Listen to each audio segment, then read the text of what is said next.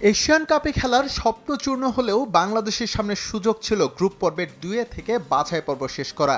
সেই মিশনে নেমেও ব্যর্থতার পরিচয় দিয়েছে হাভিয়ের কাবরেরা বাহিনী।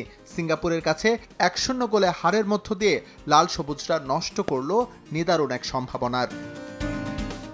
ভিয়েতনামের বিপক্ষে প্রস্তুতি ম্যাচে হারে প্রশ্নবিদ্ধ হয় কাবরেরার স্কোয়াড সিলেকশন।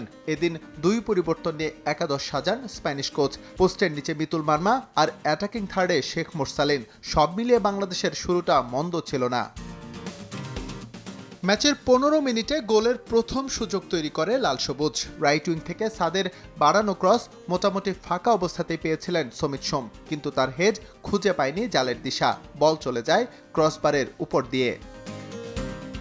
খেলার 20 মিনিটে সিঙ্গাপুরের অন টার্গেট আক্রমণ। ইসকান ফান্দের জোরালো শট ঠেকিয়ে দেন মিতুল মার্মা। তবে আবাহনীর এই গোলরক্ষক দলকে উদ্ধার করতে পারেননি 31 মিনিটে।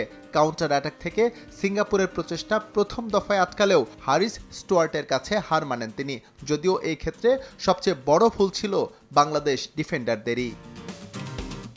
পিছিয়ে পড়ে কাবরেরা বাহিনী সমতায় ফেরার চেষ্টা চালালেও তা আর আলোর মুখ দেখেনি।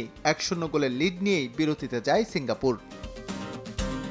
প্রতিপক্ষের মাঠ থেকে পয়েন্ট আদায় করে নিতে দ্বিতীয়ার্ধের শুরু থেকে আক্রমণাত্মক ফুটবল খেলতে থাকে বাংলাদেশ। কয়েকটি সুযোগ তৈরি করেন ফাহিম মোরসালিনরা। তবে তাদের প্রচেষ্টাগুলো ব্যর্থ হলে সফরকারীদের অপেক্ষার প্রহর দীর্ঘায়িত হয় সমতায় ফেরার।